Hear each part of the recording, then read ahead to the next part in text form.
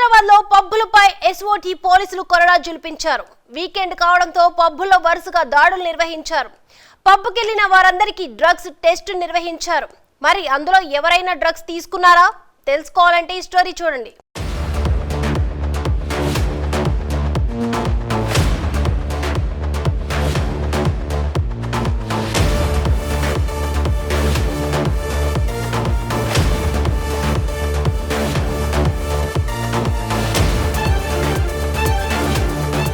హైదరాబాద్లోని పలు పబ్బుల్లో పోలీసులు ఆకస్మికంగా దాడులు నిర్వహించారు.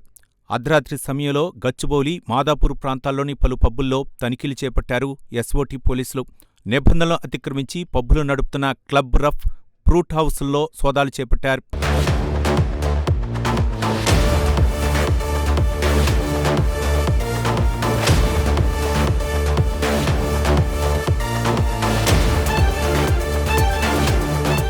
పబ్బుకు వచ్చిన పలువురికి డ్రగ్స్ పరీక్షలు నిర్వహించగా 4 యువకులు డ్రగ్స్తో పాటు గంజాయి తీసుకున్నట్లుగా నిర్ధారణ అయింది. దాంతో నలుగురిని అదుపులోకి తీసుకున్న ఎస్ఓటీ టీం వారిని మాదాపూర్ పోలీస్ స్టేషన్లో అప్పగించారు. నిందితులపై ఎన్డీపీఎస్ యాక్ట్ కింద కేసు నమోదు చేసి దర్యాప్తు చేస్తున్నారు పోలీసులు.